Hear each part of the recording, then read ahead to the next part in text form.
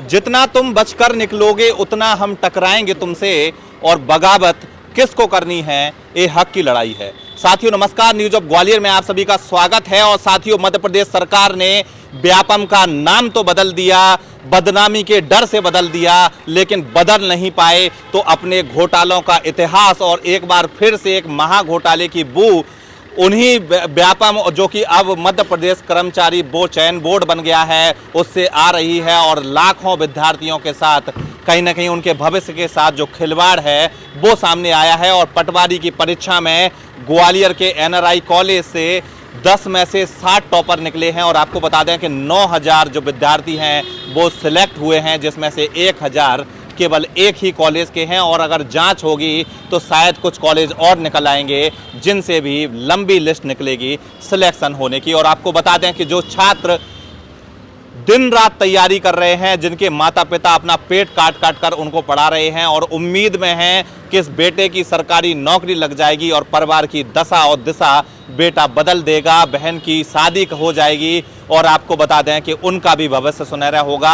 और कर्ज ले लेके पढ़ा रहे हैं और 2-2 कमरे, एक कमरे में जो बच्चे हैं वो पढ़ रहे हैं, मैस का खाना खा रहे हैं और सैकड़ों किलोमीटर दूर घर से डले हुए हैं। लेकिन कुछ षड्यंत्रकारी पैसे के लालच में उनके भविष्य से खिलवाड़ कर देते हैं और कहीं ना कहीं इस तरह का घोटाला सामने आता है। बड़ा ही दाग ये फिर से शिवराज सरकार पर लगने जा रहा है। विपक्ष और युवा और टीचर सभी अब जोश में हैं और पूरे मध्य प्रदेश में इसकी निंदा हो रही है। हमारे साथ वरिष्ठ पत्रकार प्रहलाद जी मौजूद हैं। प्रहलाद जी, चमत्कार समझें इसको कि मेरिट में से 10 में से 7 लोग एक ही कॉलेज से हैं और 7 में से कुछ तो ऐसे हैं जो इंग्लिश में साइन भी नहीं कर पा रहे और 25 में से 25 इंग्लिश में। बिल्कुल, देखिए जिस तरह से ये पूरा मामला सामने आया है और जैसा कि आप कह रहे थे कि घोटाले की बू आ रही है, निश्चित तौर पर आपकी बातों में तथ्य लगते हैं। इसे इस तरह देखें कि जिसका कॉलेज है वो बेहद पावरफुल है। संजीव सिंह कुशवाहा पहले बीएसपी में थे और बीएसपी से विधायक चुने गए थे और बाकी का कहानी आप जानते हैं। हालांकि उन्होंने सफाई दी है कि उनका सिर्फ सेंटर है, पेपर कराने वाली दूसरी संस्था है। लेकिन जब एक ही जो सेंटर के 7 स्टूडेंट जो थे, जिन्होंने अभ्यर्थी थे जिन्होंने एग्ज़ाम दिया, वो टॉप में आए, 10 में से टॉप 7 थे, तो ऐसे में सवाल तो उठने लाजमी हैं।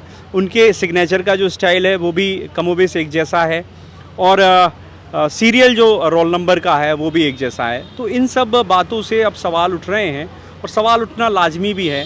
एक बार फिर से जो व्यापम स्कैम है उसकी हमें याद ताज़ा हुई है। हालांकि देखना होगा कि इस पूरे मसले पर सरकार किस तरह से एक्शन लेगी।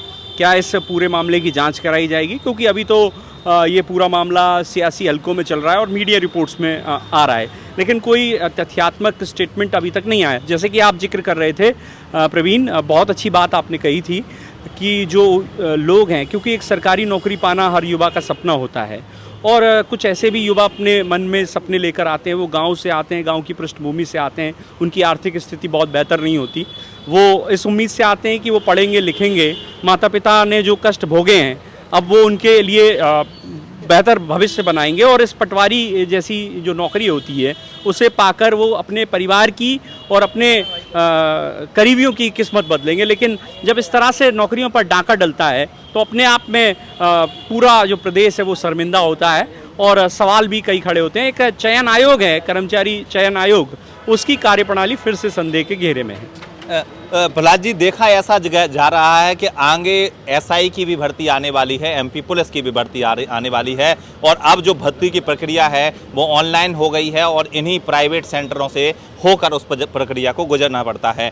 तो कहीं ना कहीं अब संदेह है उन बच्चों के मन में भी आ चुका है जो कि तैयारी कर रहे हैं कि कहीं ऐसा ना हो कि हम दिन रात तैयारी करें और सिलेक्शन 15 लाख वाला ले जाए, चूँकि 15 लाख एक अमाउंट है जिसकी बात हो रही है और जिसको देकर ये इस तरह की चीज़ें हैं। तो जांच का विषय है। बिल्कुल प्रवीण, ये भी बहुत सटीक बात है, क्योंकि अब जबकि घोटाले के आरोप साफ तौर पर लग गए हैं, कुछ तथ्य भी आए हैं, तो जो आने वाली भर्तियां हैं जिन्हें कर्मचारी चयन आयोग करेगा वो भी अब संशय में है, वो भी सवालों के घेरे में है कि जिसके पास पकड़ है, जो इस तरह की हेरा फेरी कर सकता है, वो आसानी से उसे जॉब पालेगा, जो योग्य हैं शायद वो पीछे रह जाएंगे।